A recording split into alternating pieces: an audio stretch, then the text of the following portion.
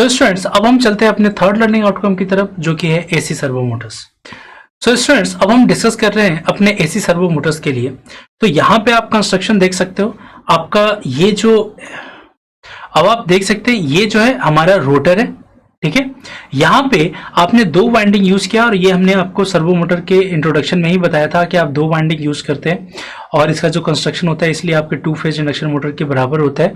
यहाँ पे एक वाइंडिंग है जिसपे आप एक एसी सप्लाई दे रहे हो, उसे आप बोलते हैं रेफरेंस वाइंडिंग, ठीक है। और ये स्टार्ट होता है रेफरेंस वाइंडिंग के थ्रू और कंट्रोल किया जाता है आपके कंट्रोलिंग वाइंडिंग के थ्रू, है ना।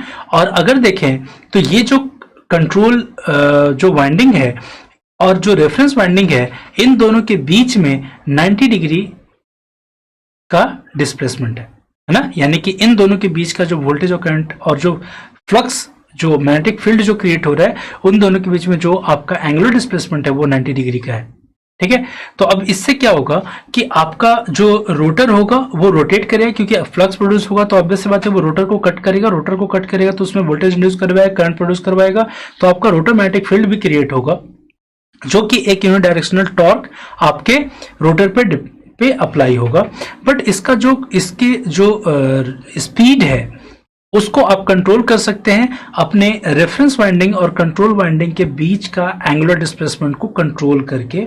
साथ ही साथ अगर आपको इसके रोटेशन को रिवर्स करना है तो आपको यहाँ पे जो आपका जो लीडिंग और लैगिंग एंगल है आपके रेफरेंस वाइंडिंग और कंट्रोल वाइंडिंग के, उसको आप चेंज करके, जैसे अगर मान लेते हैं कि आपका जो रेफरेंस वाइंडिंग है वो अगर रेफरेंस है तो अगर 90 डिग्री से आपका डिस्प्लेस्ड, अगर यहाँ पे अगर मान लेते हैं कि आपका रेफरेंस वाइंडिंग से 90 डिग्री से लीड कर रहा है अगर आपका कंट्रोल वाइंडिंग, तो उस पे जो आपका एक डायरेक्शन होगा आपके रोटर का, अगर आपने उसी कंट्रोल वाइंडिंग फेजर को अपने रेफरेंस वाइंडिंग फेजर से 90 डिग्री से लैग करवा दिया, तो उस टाइम पे जो आपका टॉर्क डेवलप होगा आपके रोटर पे वो रिवर्स डायरेक्शन में होगा और आपका रोटेशन रिवर्स डायरेक्शन में हो जाएगा।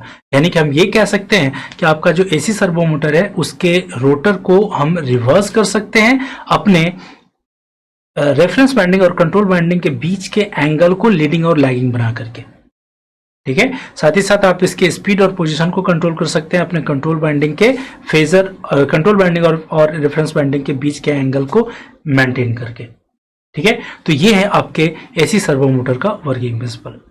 अब अगर हम बात करें कि इसका जो कैरेक्टरिस्टिक है, टॉर्क स्पीड कैरेक्टरिस्टिक्स है, तो ये भी आपका इसमें भी जो आपका रेजिस्टेंस है वो आपका हाई बना जाता है, ताकि आपका x/r रेशियो जो होगा वो कम होगा। इससे आपका एक negative slope characteristic torque speed characteristic बनता है, जिसका मतलब होता है कि टॉर्क डिक्रीज करेगा अगर आपका स्पीड इंक्रीज हो रहा है। तो अगर वो कैरेक्टरिस्टिक की अगर हम बात करते हैं तो स्टूडेंट, अब हम यहाँ पे देख सकते हैं torque speed characteristic of AC servo motor, जहाँ पे आपका आर्मेचर वोल्टेज अलग अलग, जब 0 per unit, 0.25 per unit, 0.5 per unit, 0.75 per unit, 1 PU पे कितना कितना आपका कैसा कैरेक्टरिस्टिक मिलता है वो आप यहाँ पे देख सकते हो। यहाँ पे नेगेटिव स्लोप ही आपका मिल रहा है। नेगेटिव स्लोप मिलने का मतलब है टॉर्क का वैल्यू कम होना जब स्पीड का वैल्यू इंक्रीज होगा। So students, we have achieved our third learning outcome, that is AC servo motor, and I hope that you have understood it very well. So let's have a knowledge check.